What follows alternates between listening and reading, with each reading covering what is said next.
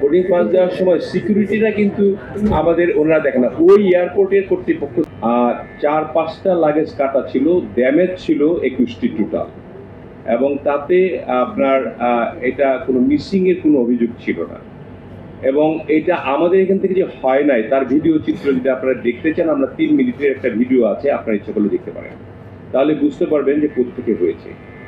আমাদের এখানে হয় নাই, এটা আপনাদেরকে এই সত্যতা নিশ্চিত করার জন্য আমরা ভিডিওটাও নিয়ে এসেছি।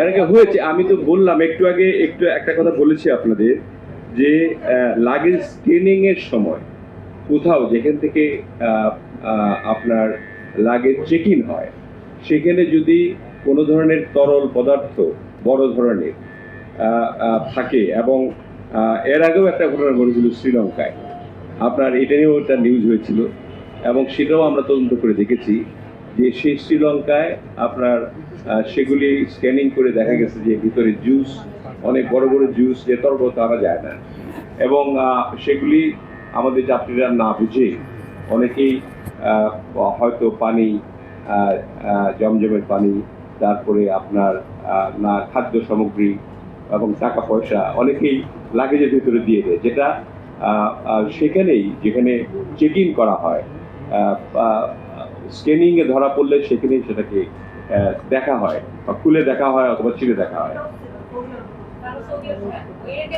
যে এন থেকে এসছে সেখানে হয়েছে। যখন আদার এন্ড আমি যদি সৌদি আরবে করি, এটা সিকিউরিটি চেক একটা লেভেল থাকে। সিভিল অফিসার চেয়ারম্যান মহোদয় আছেন, বিমানের ইন্ডি মহোদয় আছেন, এটা আমরা জানি। একটা হলুদ রঙের সিকিউরিটি চেক লেখা থাকে। আপনারা যেটা 5টা লাগেজ কাটা বলছেন, এটা থেকে সিকিউরিটি চেক লেখা ছিল। আমার প্রথম প্রশ্ন।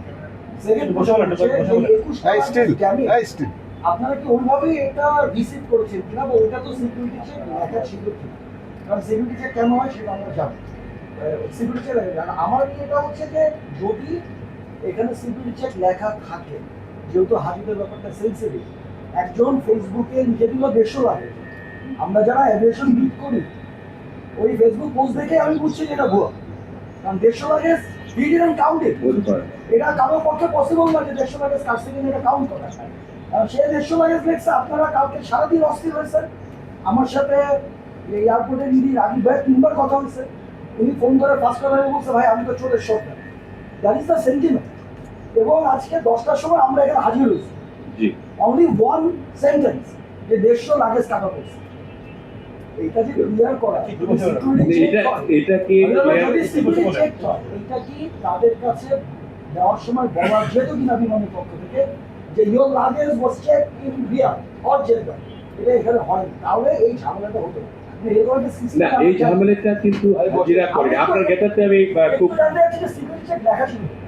আপনার গেটাতে আমি জানাচ্ছি যে আসলে কিন্তু হাজি সাহেবরা কোনো কমপ্লেন করেননি, তাদের কোনো কমপ্লেন, কোনো লিখিত কমপ্লেন না, মৌখিক কমপ্লেনও করেন।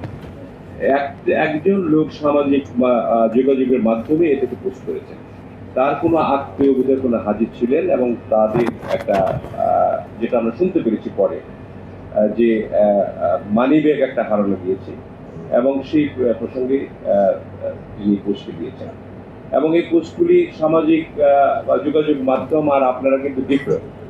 আপনারা বস্তুনিষ্ঠ খবর ছাড়া পরিবেশন করেন না, কিন্তু সামাজিক মাধ্যম তো ইদানিং অনেক ধরনের পোস্ট করে থাকে, সেই পোস্টের কারণে এই ঘটনাটি ঘটেছে।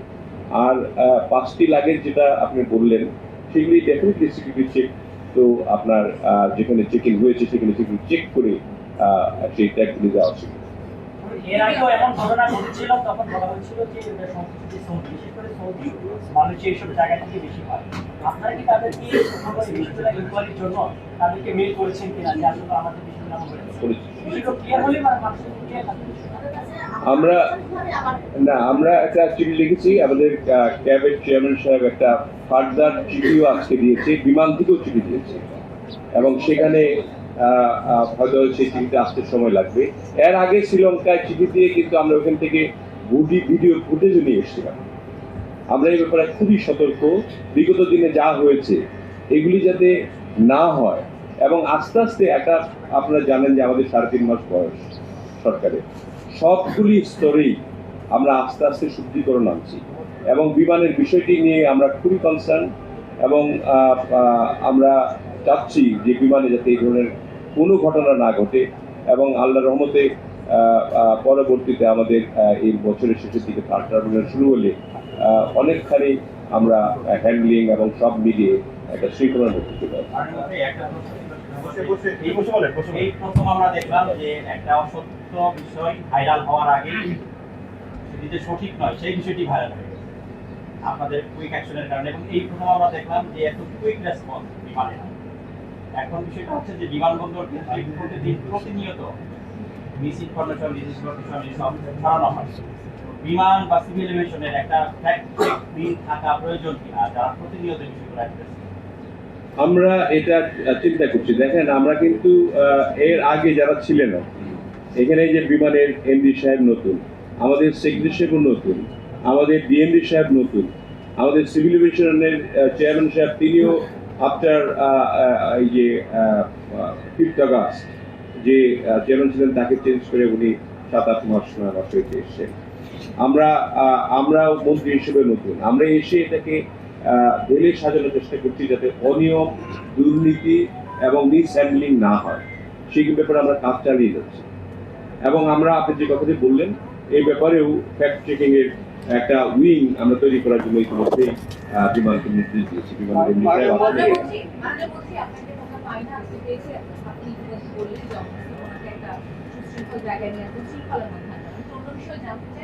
এই সরকার আপনার দায়িত্ব নেওয়ার নির্বাচনের কয়েকদিন আগে একটি চুক্তি হয়েছে যেখানে যুক্তরাষ্ট্রের সাথে 14টি বোয়িং কোম্পানির কাছে উড়োজাহাজ কেনার চুক্তির মধ্যে এটি আছে। আপনি বিমান প্রতিমন্ত্রী হিসেবে কি আসলে মনে করেন যে এই 14টা বোয়িং বাংলাদেশের জন্য আসলে দরকার? বাংলাদেশের জন্য 14টি না, বাংলাদেশের জন্য অ্যাকচুয়ালি 47টি ফ্লিটের দরকার। আমাদের বর্তমানে রয়েছে 14টি, মানে 19টি রয়েছে, তার মধ্যে 2টি গ্রাউন্ডেড, আপনার 17টি ফ্লাইট এখন কার্যত কাজ করছে, তার মধ্যে 3টি কিছুদিনের মধ্যে গ্রাউন্ডেড করতে হবে। তার মানে 14টি ফ্লিট দিয়ে আপনি এতগুলি জায়গায় আপনি করতে পারেন। দেখেন, আমরা ইয়েতে সিডনিতে কোনো ফ্লাইট পাঠাতে পারছি না, বাঙালি আছে অনেক। আমরা নিউ ইয়র্কে পাঠাতে পারছি না, আমাদের জাপানে পাঠাতে পারছি না, যদিও আমরা এখন সিদ্ধান্ত গ্রহণ করে জাপানের নারীতে আমরা ফ্লাইট অপারেশন করব। তো আমাদের ফ্লিট বড় করা অবশ্যই দরকার। সেই জন্য আমরা, যদিও ইন্টেরিয়াম গভর্নমেন্টের সময় চুক্তি হয়েছে, আমরা এটাকে সমাপ্তি ঘটিয়েছি আমাদের সময় এসে। আমরা আশা করছি যে এই বিমানগুলির প্রয়োজন, আসলে প্রয়োজন। মাননীয় মন্ত্রী, আমি কামাল সিদ্দিকী, দ্য বিজনেস স্ট্যান্ডার্ডে কাজ করি। কালকে যখন এই ঘটনাটা সোশ্যাল মিডিয়ায় আসলো, আমরা কিন্তু সাথে সাথে রিপোর্ট করি নাই। আমরা হচ্ছে বিমান এবং সিভিল এভিয়েশনের স্টেটমেন্ট পাওয়ার পরে কম্বাইনলি আমরা স্টোরি করেছি, এবং তখন সেখানে জিনিসটা ক্লিয়ার হয়েছে। তো আপনি যদি সমসাময়িক বিষয়ে আজকে দেখেছেন আমাদেরকে, আমার একটা 2টা প্রশ্ন। একটা হচ্ছে যে বিমান যেহেতু 14টা নতুন বোয়িং নিয়ে আসতেছে, আমরা জানি যে বিমান পাইলট ক্রাইসিস আছে, এটা অনেকদিন ধরেই আছে, স্টিল অ্যাটলিস্ট 28% ক্রাইসিস আমি যতটা জানি। তো এই নতুন এয়ারক্রাফটকে কেন্দ্র করে আপনারা নতুন করে আবার লিজে নেওয়ার চিন্তা করছেন, তাহলে তো নতুন পাইলটও লাগবে। এই পাইলট শর্টেজটা আপনারা অ্যাড্রেস করবেন কীভাবে, এটা একটা কোশ্চেন। সেকেন্ড কোশ্চেন, সবসময় আলোচিত আমাদের থার্ড টার্মিনালের যে গ্রাউন্ড হ্যান্ডলিং, এখানে অনেকেই কম্পিটিশন করছে, বা জাপানিজদের সাথে চুক্তিটা ফাইনালি কবে হচ্ছে, এবং সেখানে বাংলাদেশের সাথে যে নেগোসিয়েশনে হচ্ছে না, ফাইন্যান্সিয়াল যে ইস্যুগুলো, রেভিনিউ ইস্যুটা, এখানে কোনো আপনারা ঐক্যমতে পৌঁছেছেন কিনা? 2টা কোশ্চেন। এই বিষয়গুলোর পরে বললে ভালো হতো, আজকে রিলিভেন্ট না। আসলে আমরা এই বিষয়টি নিয়ে আজকে আলোচনা করতে গিয়েছিলাম। তবে আপনি যেটা বলেছেন এটা ঠিকই আছে, গ্রাউন্ড হ্যান্ডলিং এ তো আমাদের না, এটা চুক্তিটা হচ্ছে আপনাদের জাপানের সঙ্গে, এবং জাপানের চুক্তি জন্য আমরা আরএফপি অলরেডি প্রদান করেছি, এবং তারাও খুব দ্রুততম সময়ে কাজ করছে। গতকালকে রাত পর্যন্ত প্রিভিট মিটিং করেছে, যে আমরা সিভিল এভিয়েশনের চেয়ারম্যান সাহেব রাত 10টা পর্যন্ত প্রিভিট মিটিংয়ে ছিলেন, এবং খুব তাড়াতাড়ি এটাকে যদি আমরা কন্ট্রাক্টটা সাইন করতে পারি। ইনশাল্লাহ এই বছরের শেষের দিকে আমরা যেটা ধারণা করছি যে 16ই ডিসেম্বরে আমরা থার্ড টার্মিনাল উদ্বোধন করতে পারবো চুক্তিটা কবে হইতে পারে? এবং চুক্তিটা হতে পারে মাসখানে 19 আমাদের 19 জুলাই পর্যন্ত তাদেরকে 42 দিনের যে একটা সময় বেঁধে দেওয়া আছে, তাই 19 জুলাইয়ের মধ্যে চুক্তিটা হবে। এবং আমরা ইন্টারনালি আমরা চেষ্টা করছি যে এটা যদি একটু আর্লি করা যায় তাহলে ভালো হয়।